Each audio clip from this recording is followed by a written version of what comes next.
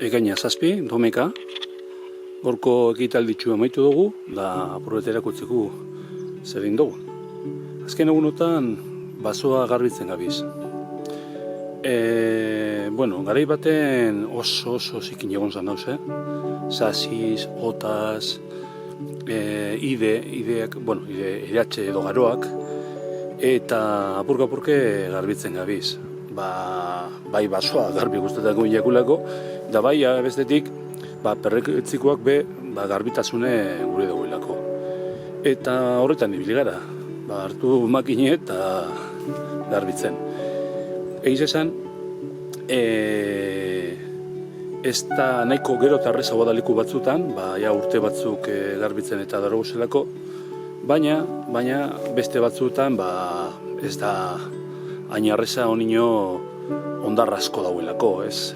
Horrota zatizek eta sasi zatizek eta hemen ikusten dugu garai baten zelako zazitza egon zan, ez dakit ondo ikusiko dan, baina hor dauz horraino heltzen ziren zazizek, horre diez geratzen diezanoa, ondarrak, ez? Azken zatizek.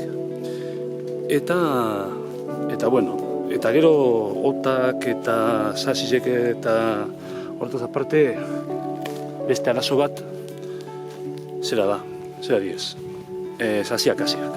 Egiz esan, zazia akasia nahikotxo egonda eta dago nino inguru honetan, eta ez da bape erreza desagertzie lortzie. Behin da berriro emoten duguelako.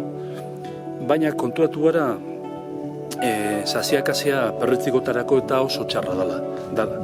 Batez be, esango nuke, badakigu zazia akasiak nitrogeno finkatzen duela lurrien. Eta nitrogeno asko dagoen lekuetan nekez egongo da perretxikorik. Horretik, akasiakaz ez da egoten perretxiko askorik. Nekez. Eta gero, ez badau akasia asko eta oso ilun, ikusten da oso nabarmen azpizen kriston bedartzi dauela. Eta hori da nitrogen asko dauelako. Apurka-apurke, garbitzen gabiz, ez dakit barriro beste bueltatxo beten barko dan, baina hurrengoa erreza izango dana dela.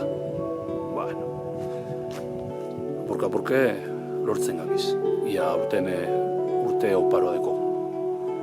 Mi esker eta hurrengo arte